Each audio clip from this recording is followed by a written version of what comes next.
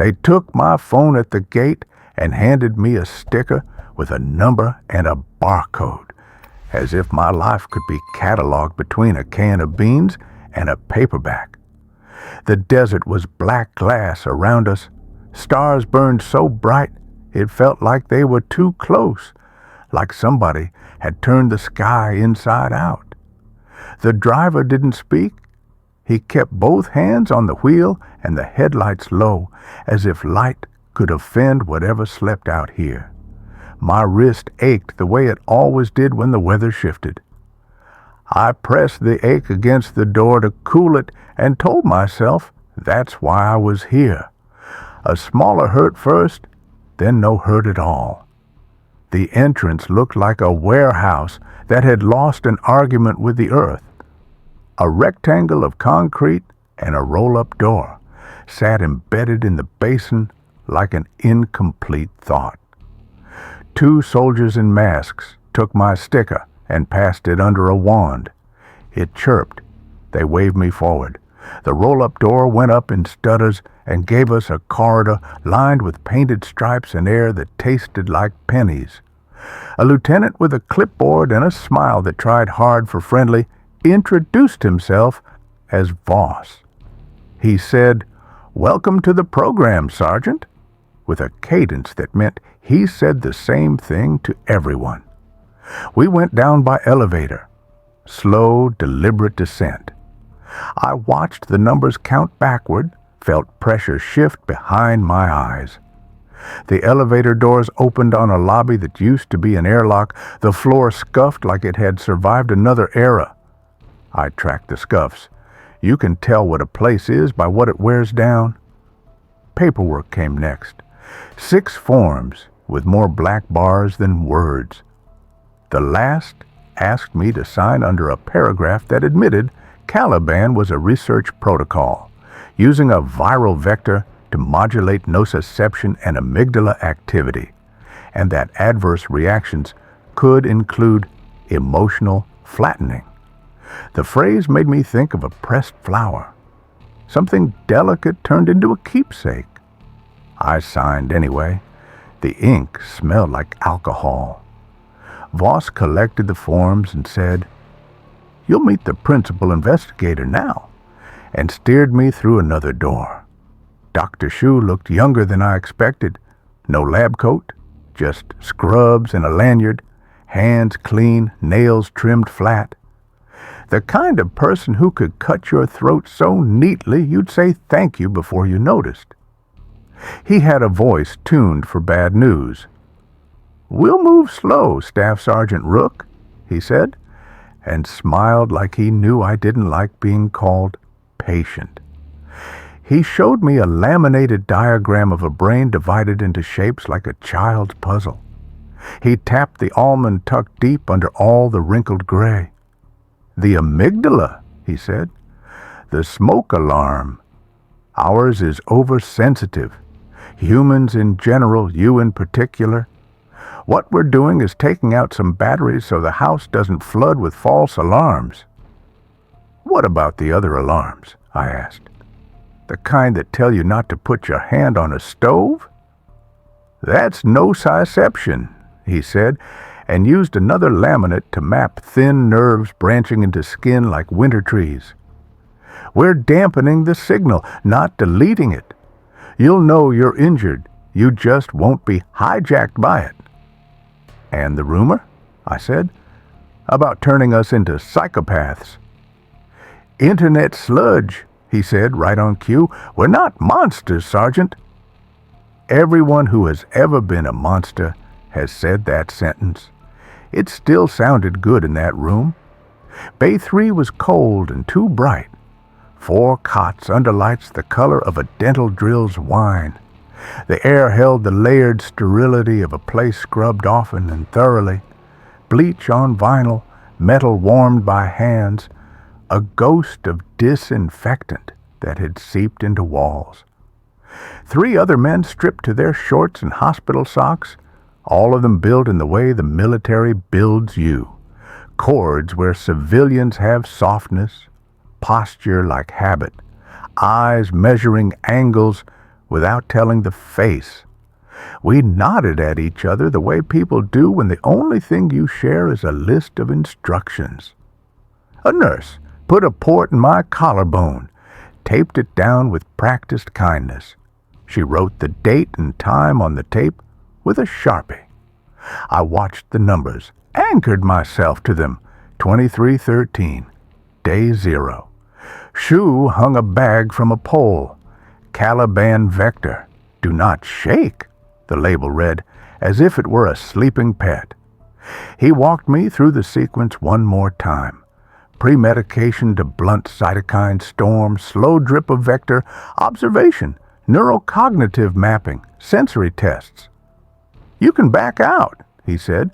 You won't be paid the full amount, but you can back out. Paid the full amount, but you can back out.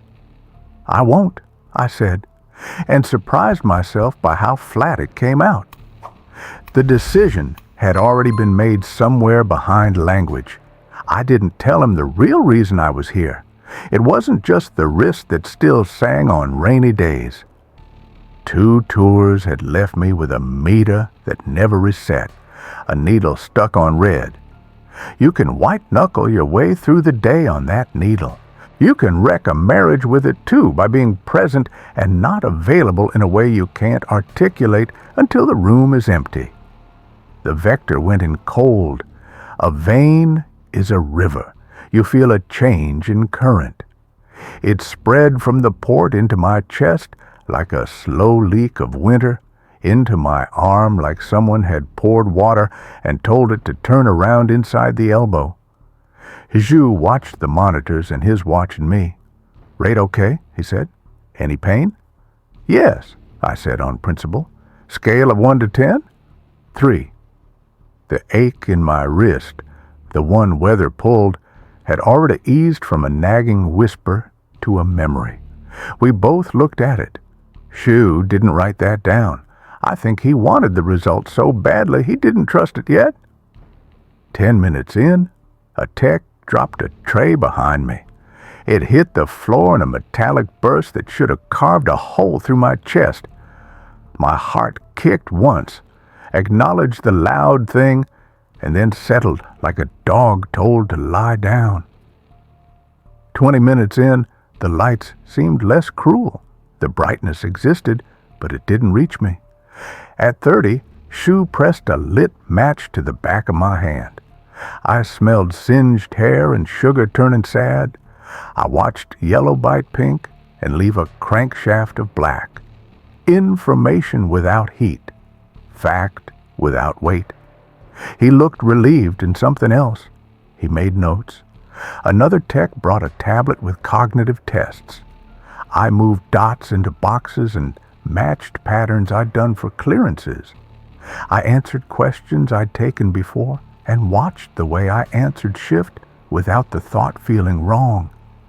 When the trolley problem showed up, I pulled the lever in my head without imagining faces on either track. When they asked about sacrificing one to spare 5, I said yes, because math. When they added, what if the one stands near you and you must put your hands on him to push? I said yes again, and before the test could move on, I added, if he resists, I'd break his arm to maintain leverage. Out of habit, I glanced up, looking for a wall mirror the examiner might be watching through. There was none. The tablet waited patiently for the next input. Sue did too. He let the quiet sit between us. Finally, he said, we'll flag that for follow-up, in a voice that wanted to be clinical and landed somewhere closer to personal. They kept us awake for mapping. Every hour a tech drew blood, vials filling with the dark cherry of my insides, and a sensor walked up and down my skin like a careful spider to count nerve density. Numbers scrolled. Line graphs ticked. Pain threshold, withdrawal reflex, galvanic skin response, heart rate variability. We were names on badges and numbers on screens. My name felt further away each time they said it. Across the bay, the man on the far cot cried quietly into a towel. He had the build of a door gunner and a tattoo of wings with a date beneath. He bit the towel and tried to make his shoulders small. I watched him cry and felt the recognition, the inventory. You've been there. You know that posture. You know the way a man makes himself into a smaller target when the enemy is inside his head. And I felt nothing else. No urge to look away or to get up. No guilt for the nothing. The vector was pruning more than pain. It wasn't cutting. It was sanding, rounding edges until the edges could no longer catch. When I finally slept, it was like a room with no windows and a door that shut without a sound. I woke to Hashu's hand on my shoulder and the clock saying 6:02, my knuckles swollen and purple where I'd clenched all night. The skin over the metacarpals looked glossy, slightly waxed. "You do that before?" he asked, meaning the clench. I shrugged. The truth was, I didn't know. I'd never had to consider what my hands did when nobody asked them to help. Day one blurred into tests, interleaved with brief freedoms that weren't freedoms. A shower where the water left a film that smelled like a pool. A breakfast bar eaten without appetite because hunger had taken a step back from the counter. The nurse changed the dressing over my port. She wrote 0917-D1 on the tape and smiled like we were co-conspirators. When she peeled away the old gauze, the skin under it was slick and strange, not inflamed, just smoothed in a way that made me think of scar tissue laid intentionally. The scanner Hashu walked across my forearm made a soft chirp. "Nerve density down 30%, he said. "That's efficient." In the afternoon, they tested our responses to images that used to grab the nervous system by the collar. A baby's smile, a car crash, a knife entering fruit with seeds that could be blood if you wanted them to be. I cataloged them and let them pass.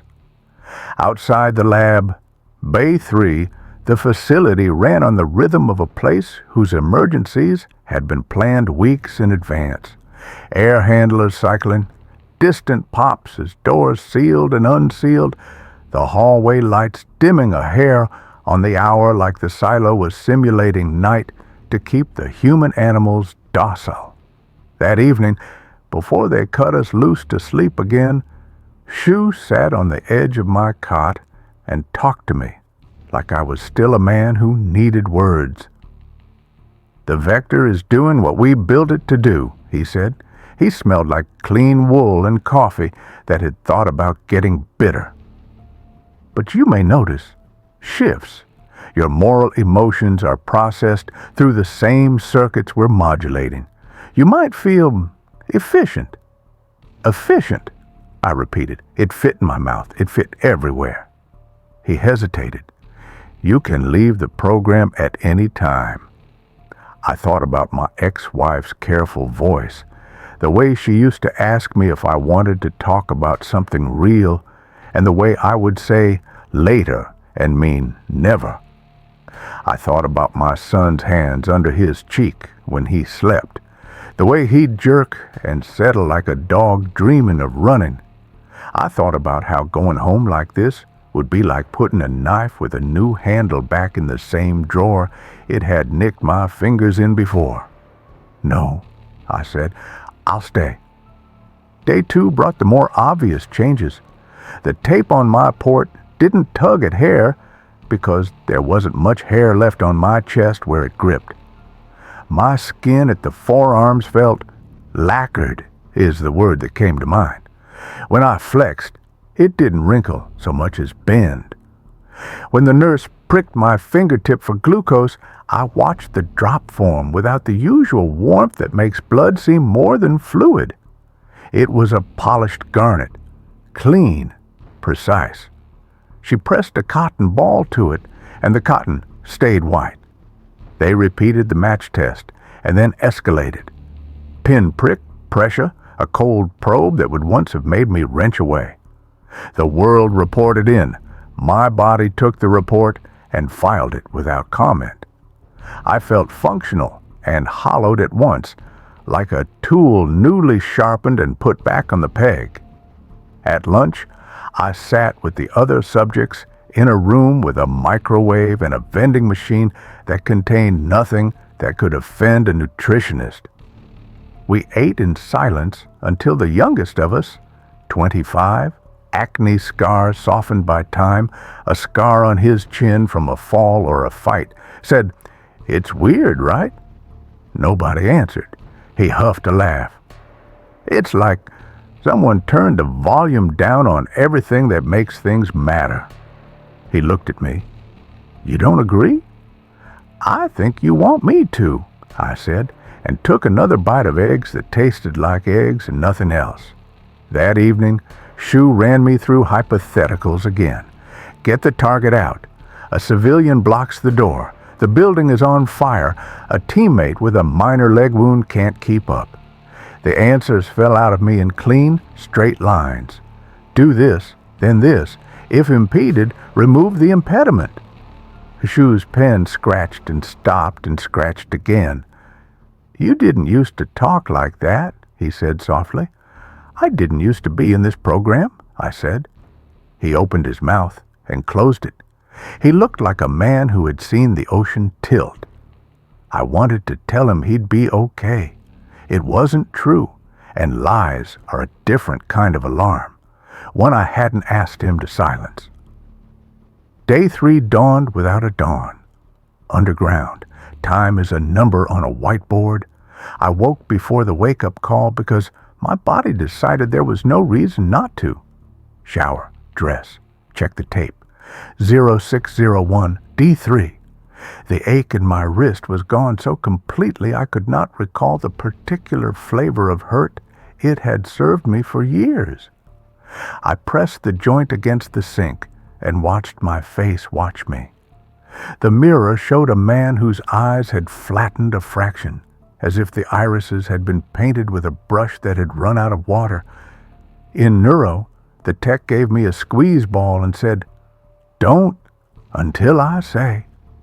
He glanced at the screen, nodded once, and said, "Now." I crushed it too easily and popped a seam. He jumped at the sound, and I didn't. I apologized because I remembered that's what you do, not because I felt sorry. He threw the ball out. "No harm, no foul," he said, a phrase people deploy when harm has already happened and everyone agrees to pretend otherwise. By mid-morning, the numbers put me where CALIBAN wanted me. Nociceptive signaling reduced by more than half. Amygdala response to threat pictures decreased by a third and falling. Decision latency on moral dilemmas reduced to the time it takes for muscle to twitch.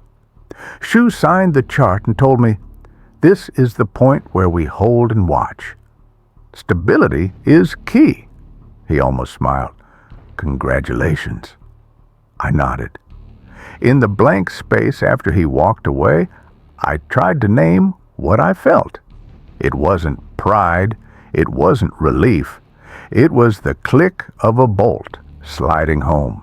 That night, before lights out, I lay on my cot and listened to the facility breathe. Air in, air out. Door sealing and unsealing. Somewhere far away, a fan belt squealed and then stopped as someone fixed it. Across the bay, the man with the wing tattoo rolled over and didn't cry. I stared up into the bright and understood that brightness would not bother me again unless it interfered with a task. My body was a room with fewer alarms, quieter lights. It was easier to be in. It was harder to be a person inside it. I slept. I dreamed of a house where the smoke alarm had died. I cooked. I burned the toast. The smell spread down the hall. I opened a window and the desert came in, not dust or wind, but the shape of emptiness itself, filling the kitchen like a guest. In the dream, I looked for a battery and found only a box of matches. I lit one and held it over my hand and let it burn down past comfort, past sense, until the black stem kissed my skin and left a round mark. In the dream, as in the lab, it was a fact, not a feeling. When I woke, the clock read 2:31, and my hand smelled faintly of sulfur, though the match was long gone. When morning finally arrived, morning by whiteboard decree, I was ready to continue. I didn't know what continue meant. I didn't need to. The plan would be handed to me. Tasks would arrive. I would perform them. Somewhere beyond the concrete and the filtered air, the world turned. My son went to school. My ex-wife folded laundry and set aside a t-shirt that smelled like me because she still did that without thinking. Somewhere, a man drove a truck full of propane, and another man cut into a cantaloupe, and the knife found soft resistance, and the juice ran like blood until you realized it was only fruit. Down here in the silo's throat, the program had already decided who I was allowed to be. The last thing Shu said to me before the day changed shape was, "If you notice anything unusual, report it."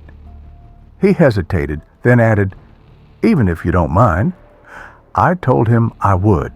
I meant it in the way a man means it when the promise costs nothing to make and something to keep. He looked like he wanted to say more. He didn't. He turned and walked toward Bay 2, where a red line on the floor made a boundary we pretended meant something. I watched him go and cataloged his gait, the set of his shoulders, the way his hand hovered near the badge at his waist. Useful facts. The ache that should have lived in my chest at the sight of another man carrying weight he couldn't name had been made quiet. The lights hummed. The air smelled like pennies. Initiation complete, the whiteboard said. It was the last time the day would end the way it had been planned. The alarm that finally did go off didn't sound like panic. It sounded like a microwave. 3 soft beeps that said, "Please attend," instead of "run." I was sitting up on my cot in Bay 3, shoes on, laces tucked the way they'd taught us for ladders, when a tech in yellow scrubs jogged past the door pretending it was a brisk walk. His badge flapped at his hip. The red line on the floor out in the corridor began to pulse. Calm even, a heartbeat you could ignore if you wanted. Lieutenant Voss appeared in the doorway with his clipboard and the smile he used like duct tape.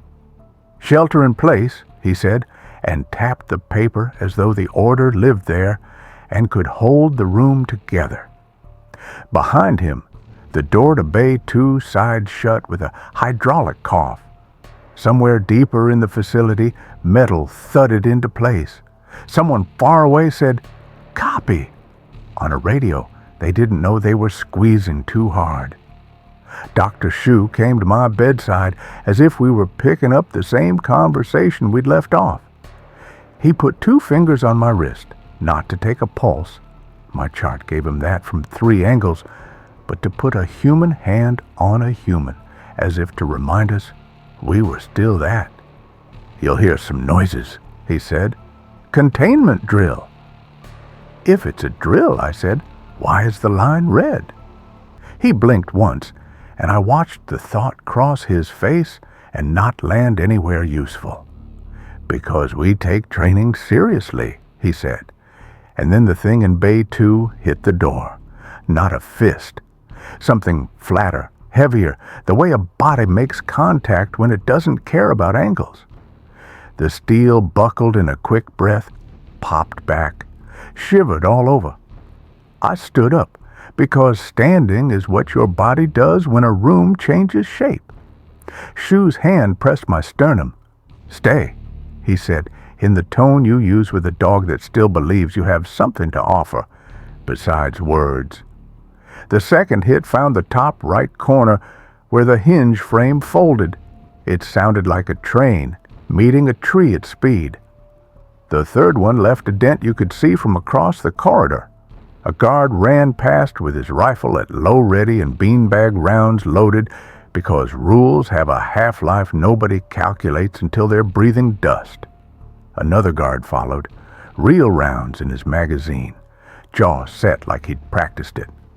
The red line pulsed on.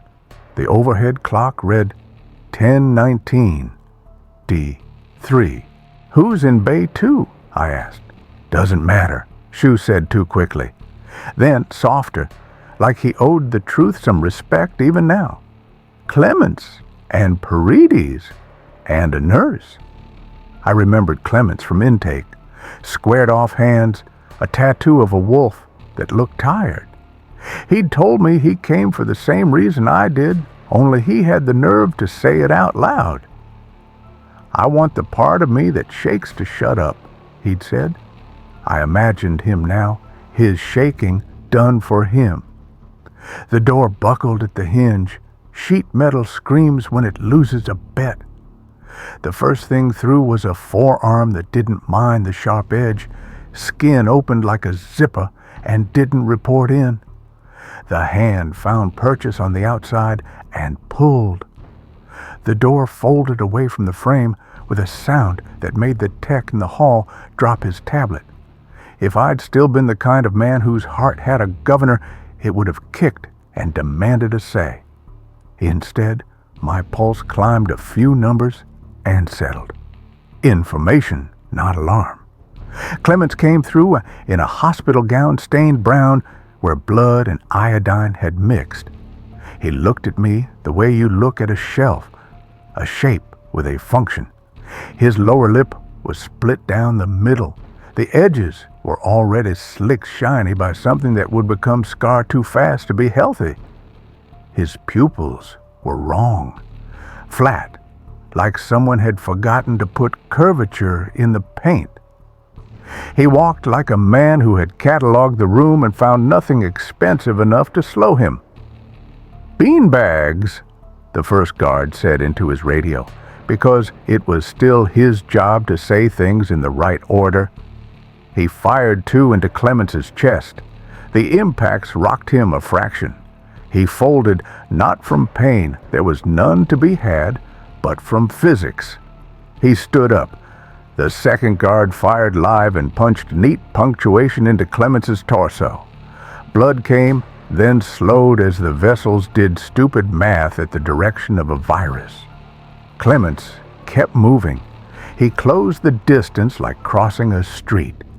He hit the first guard with his head, eyebrow to nose, a breaking sound. The guard went down in a spill of gear. Clements stepped through him as if through low brush.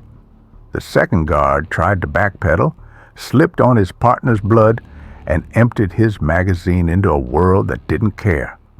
Sue grabbed my sleeve. "David, injector room?" His voice had two notes, instruction and plea.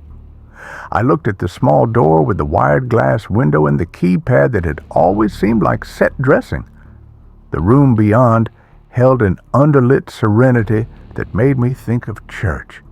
Steel trays, a refrigerator with a glass door and labels turned outward, a sink too clean to have met anything real. I moved because the shortest path between 2 points was open. The injector room door clicked shut behind us, a smaller, more certain sound than the big doors made. Shu keyed in a code with a thumb that trembled until it didn't. The lock thunked. He stood with his back to the glass for a second, breathing in through his nose and out through his mouth like he was in the middle of a dental procedure. "We lost the nurse," he said to the door, and then, as if remembering, I was there. Subject Clements aspirated blood. He didn't remove the mask. When she tried to help, he didn't finish. He didn't need to. The vector hadn't just taken pain. It had planed down the soft wood where empathy lives until the grain ran smooth. Through the little window, I watched the hall fill with that too white light that makes every drop of red look theatrical. A siren changed its tone. The red floor line went from pulse to solid, and the overhead vents rattled as the air handlers reversed. The speaker crackled and offered us a voice designed for turbulence. "Shelter and await decontamination," a woman said with a smile you could hear. "There is no risk to the public." The vents exhaled a mist that smelled like a hospital and a pool and a hint of pear. Some soap somewhere, trying to make this kinder. The fog crawled along the floor and rose a foot, two, cold against my shins. Shu swore softly. "They're purging the bays," he said. "We're downstream." "So seal the seals," I said without heat. He was already at the gasket around the door, pressing it with his palm, checking for leaks the way you test a tire. His eyes were watering. Mine did not. The mist bit at the back of my throat with a chemical sweetness. My body made a note and filed it. Out in the corridor, Clements coughed once, a wet, hitching sound that registered as data and as something else moving through the air on particles too small to see. Shu turned to the refrigerator. Inside, vials waited in molded nests like eggs. He scanned labels the way a man looks for a single word in a letter that tells him whether to breathe. "Countermeasures," he said. His finger stopped on a row. B, C, A is the least likely to... He didn't finish that sentence either. He pulled one and set it on the tray. The glass chimed against steel, a small, hopeful sound. "We'll dose you first," he said. "You're the most exposed." "Dose you," I said. "You're closer to the vents." He didn't argue, which told me more than if he had. He drew up the drug with hands that forgot to tremble. He swabbed my thigh because he was the kind of person who did that even when the room was wrong. The needle slid through cargo cloth, then skin, then muscle that took it without complaint. The fluid burned like a line of black fire in immediate geography. "You need to lie down," he said, and the present tense in his voice made it sound possible. Something hit the injector room door hard enough to rattle the tray. A palm? A shoulder? A head? Something persistent. "Move," Sue said, and I did, backing toward the cabinet. He fumbled for his own dose and missed the cap once. The second time, he got it. He rolled up his scrub pants and drove the needle in above his knee with a little grunt that could have been pain or intention. He didn't flinch. Shadow filled the small window. A mouth I didn't recognize at first because the lips were wrong. Split, swollen, lacquered with drying blood, smeared the glass like a child. Breath fogged a circle. The shadow looked left, right, cataloging. The knob twitched. The lock held. The shadow knocked once, twice, politely. Then it began to push. The gasket complained. Shu stepped to the counter and pulled the emergency kit with the red cross on it down into his hands without looking. He found a tourniquet and wrapped it around his forearm, then stopped. A man who had started a habit and remembered it wasn't needed. He tossed it aside and grabbed the mop handle from the corner and wedged it under the knob.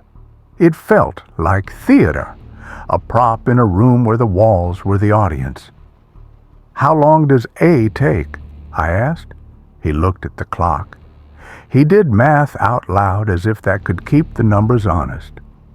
"If it works, we'll know in 30 minutes. If it doesn't, you may feel something or nothing. It's intended to resensitize, at least partially."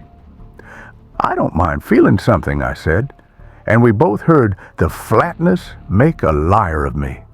The door banged again. The mop handle flexed. The window crazed a little where the wire inside bit its own glass. The fog rose to mid-calf and grew teeth where my skin thinned. My shins stung like they'd been kissed by nettles. Sue wiped his eyes with the back of his wrist and blinked hard, and then didn't blink again for too long. He set the empty syringe down next to mine. 2 glass barrels that had promised a thing they weren't sure they could deliver. "Sit," he said. "If you go down, don't hit your head." "I'm not going down," I said. "You are," he said. And then the lights stepped down a fraction, and almost night. Somewhere a breaker gave up. Somewhere a manual door got heavier. Sue took a breath with the shape of someone about to jump into cold water. "David," he said, "if you make it out, there's a—" He didn't finish the 3rd sentence of our day. The door jumped in its frame. The mop handle bent and held like a man's back at the end of a shift. The fog tasted like chlorine and ripe fruit. My thigh began to throb. Not pain, not exactly. Pressure, insistence, a bass note under the room's treble. A black wave rose from the injection site and moved outward with a tidy logic, shutting switches as it went. I slid down the cabinet because my legs had gotten the memo before the rest of me. The floor was cold through thin fabric. Shu's face tilted above me, a little too close, as if someone had moved the horizon. He put 2 fingers on my pulse, though he could see it on the monitor. He said my name once, like a test of emergency power. The shadow at the window leaned back to headbutt the glass, and the sound traveled through my skull like a distant hammer. I watched Shu's mouth form another word and failed to launch it. The clock read 10:27. The room narrowed to a tunnel with a small light at the far end that wasn't a metaphor this time, just physics and the way eyes behave when a body prioritizes shutdown. I tried to take an inventory: door, mop, fog, vials, Shu. The way his lanyard had flipped around so the picture faced his chest, the way the red line outside had gone solid, the way the air had the taste of oceans far from land, and file it somewhere I could find later. The black wave reached my chest and spread its tarp. Someone far above us turned off a switch, and the white hum died, and then the heavy sound of a body meeting the door filled the silence the way a storm fills a lake. I opened my mouth to tell Sue I understood something important, and then realized I didn't have the word for it anymore.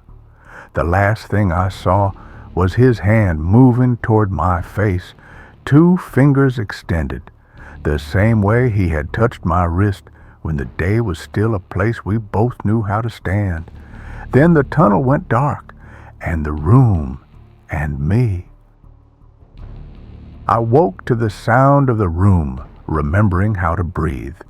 The white hum came back in a thin thread, like someone trying to whistle with split lips. The clock over the sink said 38 minutes had passed. My thigh felt crowded where the needle had gone in, not hurt. Pressure, insistence, a fist made of meat closing around itself.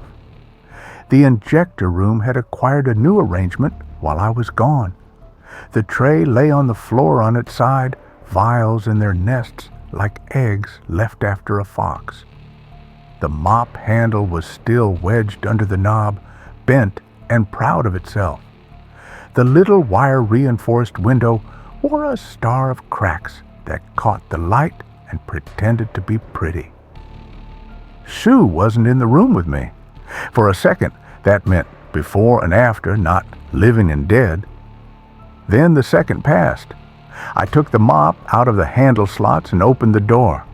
The corridor carried shoe prints in blood, some crisp, some ghosted, where boots had skated. There were drag marks where an elbow or a heel had lost a negotiation. The air had the pear-sweet taste of disinfectant and something metallic underneath it that you recognize even when you pretend you don't.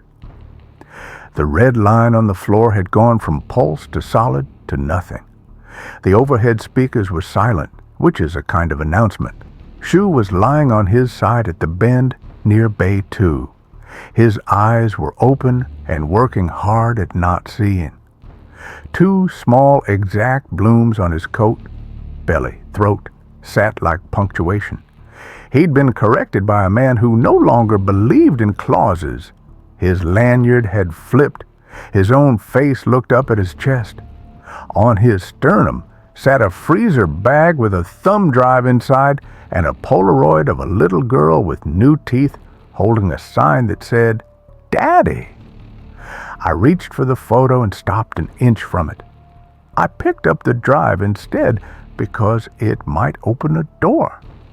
I told myself I'd come back for the picture after I made the next decision, and even I heard the lie. Bay 2's door hung like a broken jaw. Inside, the cots were at wrong angles, the curtains shredded into curls like ribbon on a gift.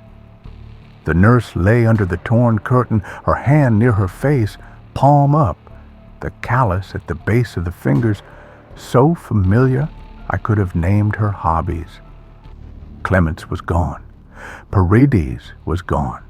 The guards were present only in the way empty holsters announce a party after the guests leave.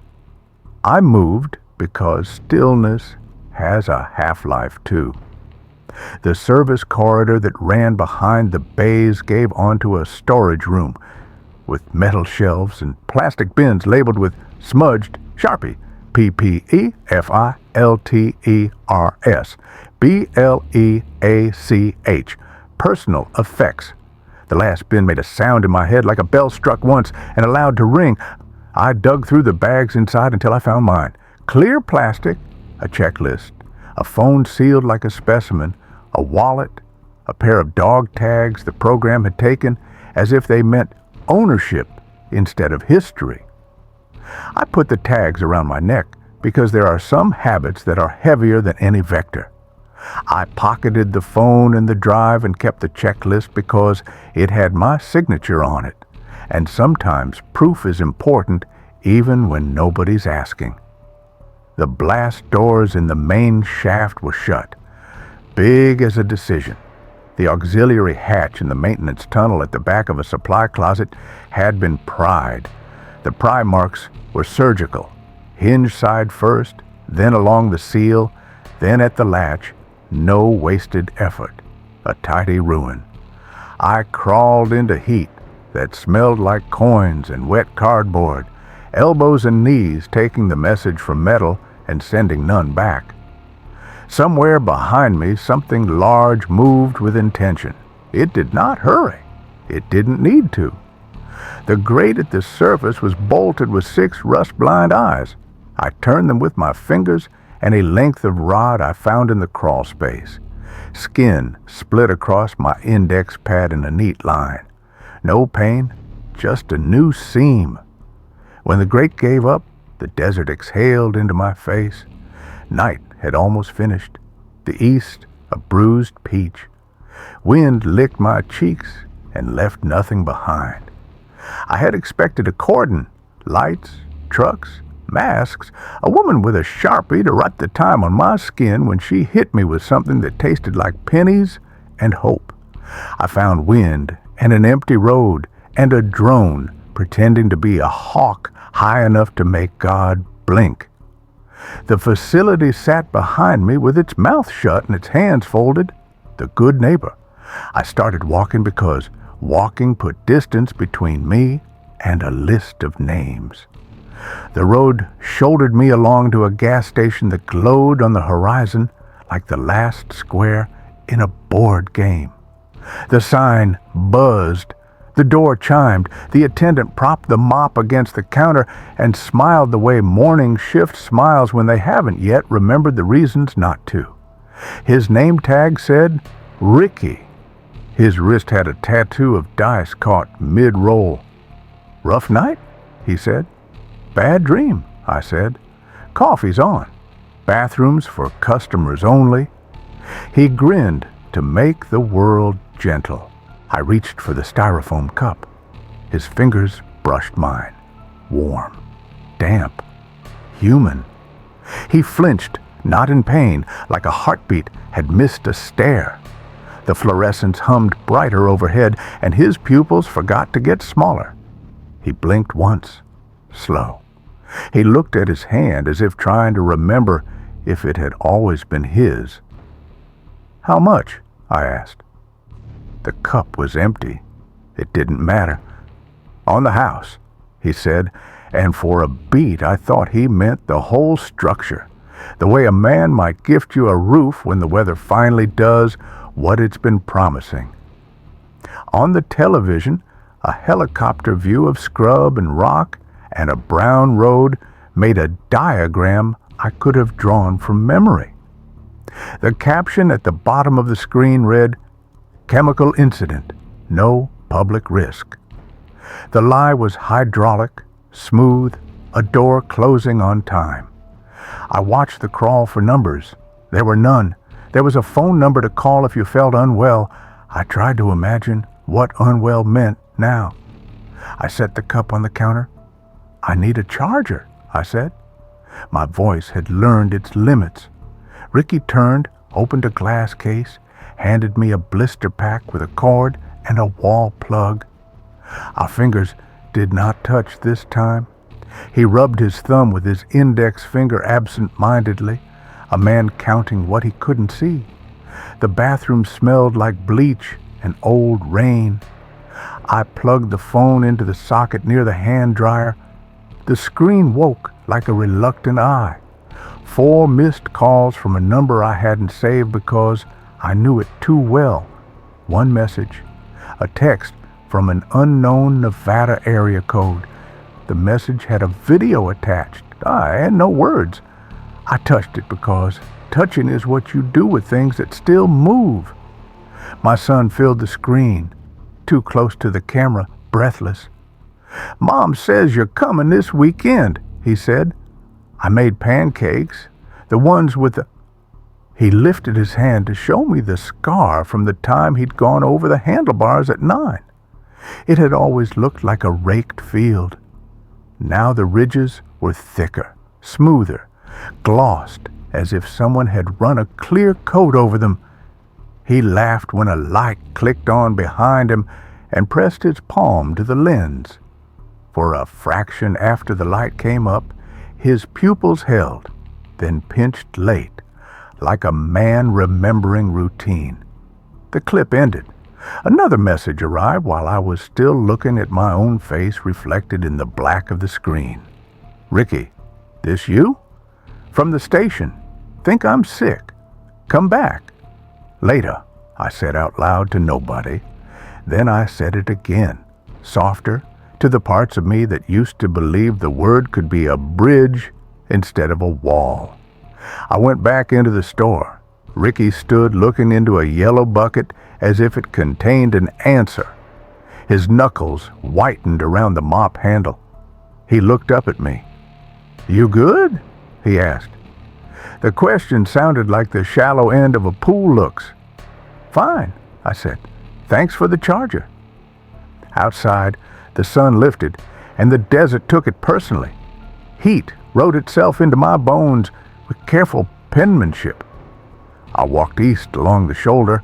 The phone weighed nothing in my pocket. The dog tags felt heavy. I could call my ex-wife. She would pick up on the first ring and say my name like a compromise.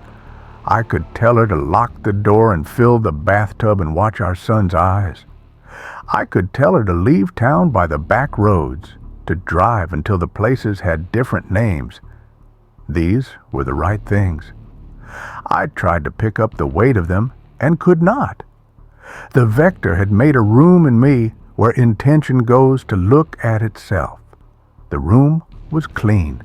It had good light. Nothing grew there.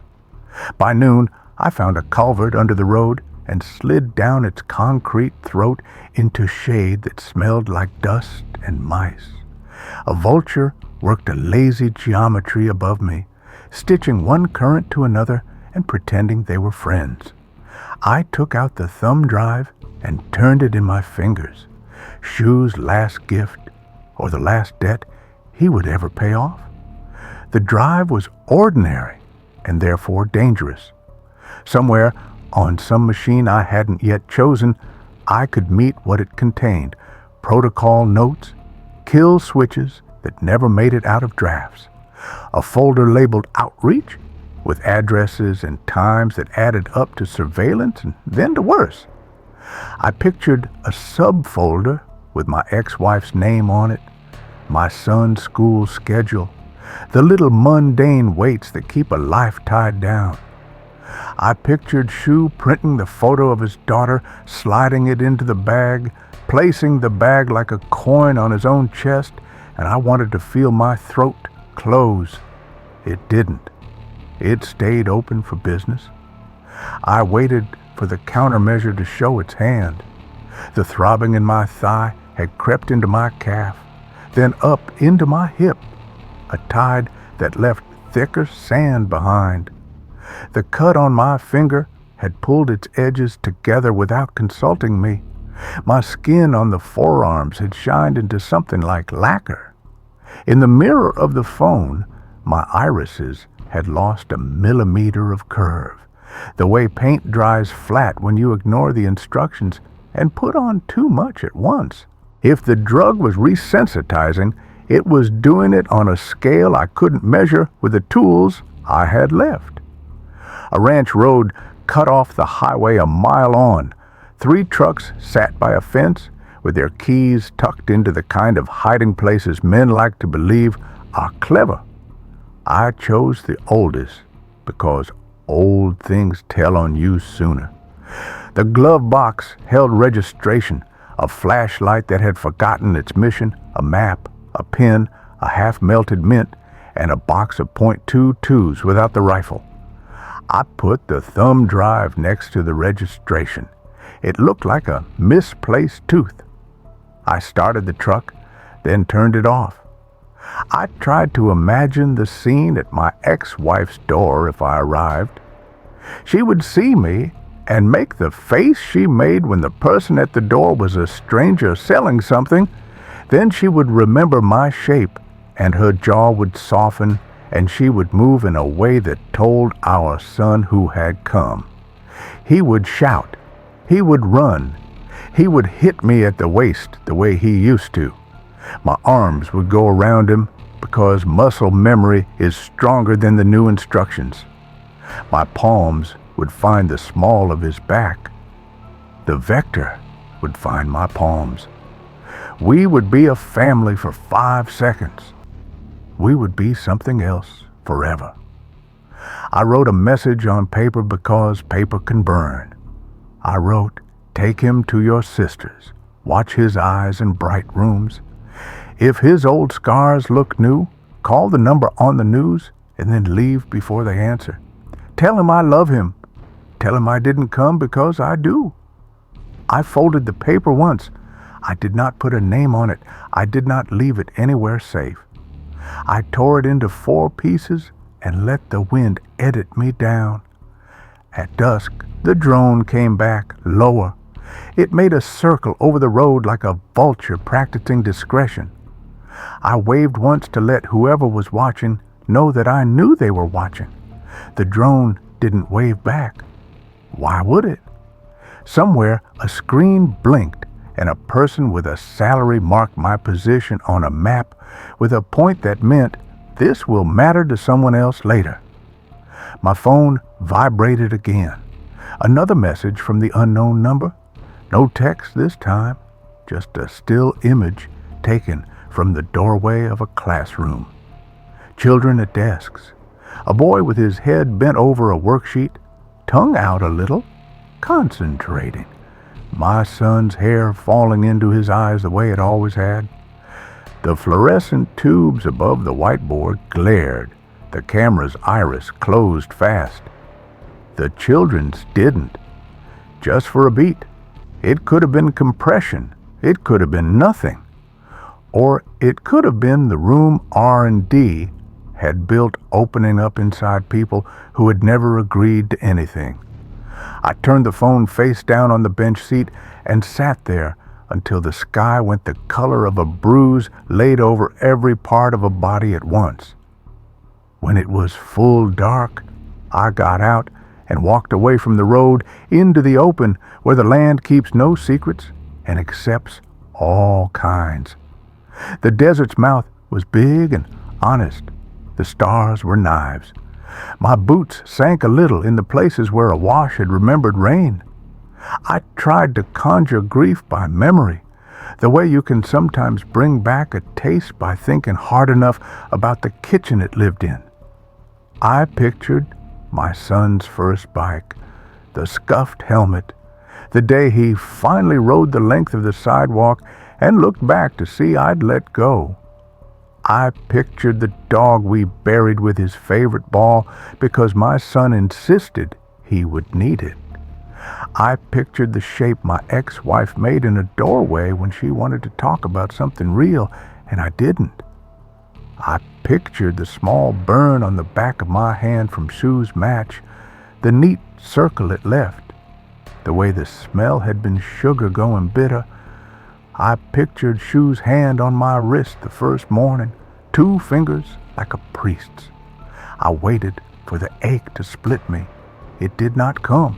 The worst thing I have to tell you is that it did not come. My heart had become a quiet room where prayers go in and echo and then lie down. Far off, a coyote spoke into the dark and got the same answer we all do. I walked until the station's lights fell behind the curve of the earth, until the drone gave up or bored, until the only thing left that could find me was morning. Somewhere my son was washing syrup off a plate and rubbing at a scar that was learning new tricks. Somewhere Ricky was staring at a mop bucket and waiting for a word to come that never had to work this hard before. Somewhere behind me, under concrete and good intentions, a door that had never wanted to open sat dented and quiet, sure of its purpose. I did not turn back.